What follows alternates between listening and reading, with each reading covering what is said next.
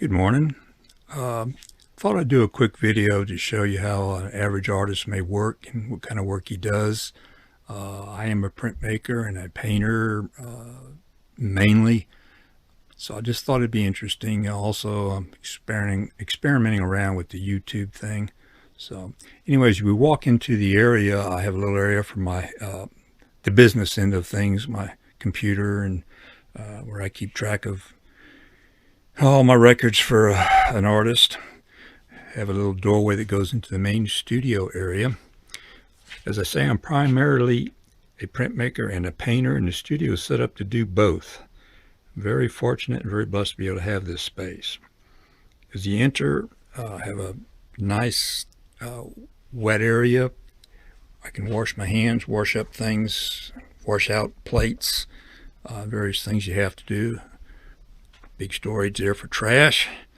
This area that's covered up is really an acid bath. I use nitric acid, so I keep it covered when not in use.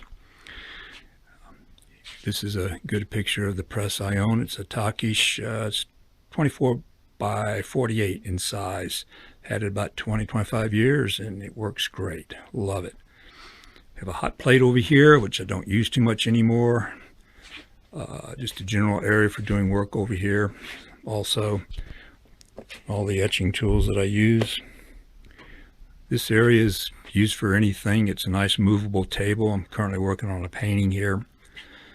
Back here I have my library, as you can see down there, and of course the sound system, which is very important to an artist studio. Storage facility for a lot of paintings up here. And also I have storage on the wall. Any place I have room, I have artwork, as you can see. As we move around here, some works that are in progress. Painting here, one there, as you can see. This is a water bath for where I soak my papers when I'm doing printmaking, at least with etching anyway. And this whole wall here is pretty much dedicated to printmaking. I have all my inks up here. I have some mounted on the walls. I like using the cartridges when I can. Very, very efficient way to use ink without a lot of waste. I have some storage up here. As you can see, storage is a big thing you need. I would love to have this studio bigger, but I don't. I also use all the wall space again for, as you can see, storage of paints that are under progress. This is where I mainly do the paintings. A little messy area right now, but I've learned to live with it. I like a little mess. Makes me feel like I'm working. Little storage area for various products I need. Anyway, that's it. I love it. It's where I spend all my time. Well, thank you for watching that short video clip of the studio here. I really enjoy being able to share something like that with you. I think it gives a lot of insight to an artist, especially how he works and how his order of neatness comes into play. Mine not too good at times. But I would like to go on and show some of my work to you. I can't show it all to you, but I've done painting and printmaking and mixed media drawings and lots of other things in my career. I consider myself an artist for 35, 40 years now. I began about 1975. I began as a painter. I did that for several years, and eventually I just felt like I need more accreditation, and I decided to go to Guilford College. And I took painting, as I say, drawing, and printmaking while I was there. And it was printmaking that just really fascinated with me, and I got so excited about it. When I left Guilford, I decided to become a printmaker, so to speak. I bought a press, built the studio, and for the past 25 or so years I've been making just prints. Now with a few other things mixed in, of course.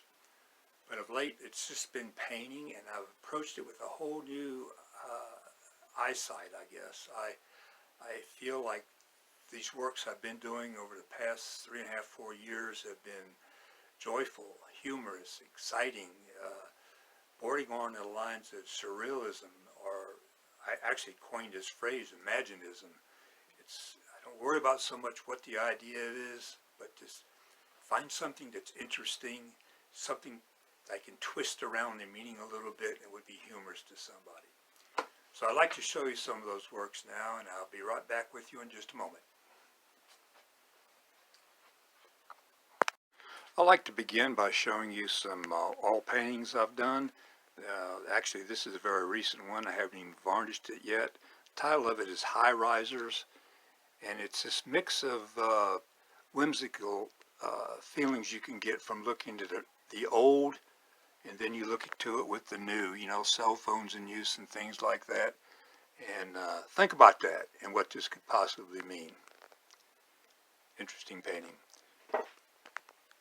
This painting is called The Real First Flight, and I'm kind of making fun of, again, how the first flight was done.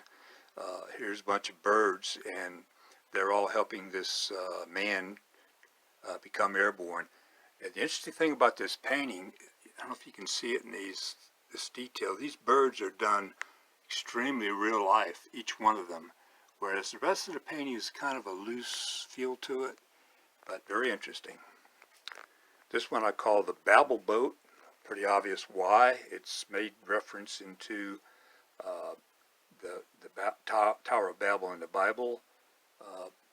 Again, this idea of modern and old, and having the tower being on a boat floating around on land with trees and all. Very interesting.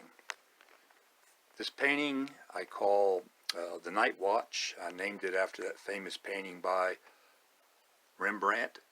And in this case, the figure here is this lady looking out to sea, and she's looking for her love, hopefully to see it coming into shore.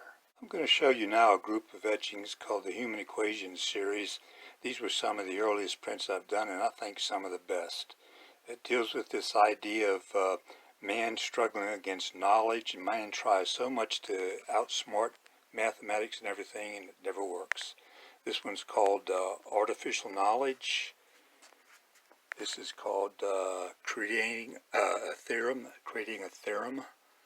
and it's a fairly large print. This one is called The Happy Wanderer on the Dead Tree Path.